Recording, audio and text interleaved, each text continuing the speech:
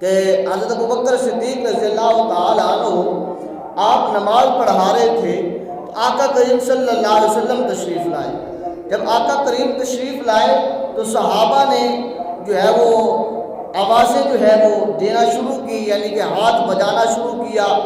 اور دیگر جو ہے وہ طریقے کے مطابق کہ پتہ چل جائے صدیق کو کہ آقا کریم صلی اللہ علیہ وسلم تشریف لائے ہیں۔ تو آقا کریم صلی اللہ علیہ وسلم جب ہی آئے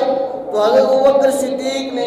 مصلی چھوڑ کر آپ پیچھے آنے لگے تو آقا کریم صلی اللہ علیہ وسلم نے فرمایا ابوبکر صدیق ٹھہرے رہو، یعنی کہ نماز کو مکمل کرواؤ۔ تو حضرت ابوبکر صدیق پھر بھی پیچھے تشریف لائے تو آقا کریم صلی اللہ علیہ وسلم نے نماز کو مکمل کیا اور پھر فرمایا اے صدیق تجھے کس بات نے روکا؟ تو حضرت ابوبکر صدیق عرض کرتے ہیں فقالا ابو بکر ما کان لابنی ابی قحافۃ ان یصلی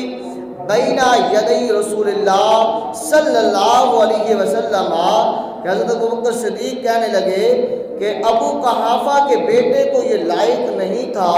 کہ نماز پڑھائے اللہ کے رسول ان کے پیچھے کھڑے ہوں، اور حضرت ابوبکر صدیق آگے ہو کہ ابو قحافے کے جو ہے وہ یہ تعلیم نہیں ہے، ابو قحافے کی یہ اوقات نہیں ہے، یہ طاقت نہیں ہے کہ رسول اللہ صلی اللہ علیہ وسلم پیچھے ہوں اور وہ آگے نماز پڑھائے۔ یہ تھا ادب ان کا کرنا۔ ادب کیا تو پھر اللہ رب العزت نے دنیا میں بھی مقام عطا فرمایا، قبر و حشر میں بھی محبوب علیہ السلام کے ادب کی وجہ سے اللہ رب العزت نے صدیق کو مقام عطا فرمایا۔ تو لہذا پتہ یہی چلا کہ ہر چیز کا دار و مدار جو ہے وہ ادب پر ہے۔ جو بندہ ادب نہیں کرتا،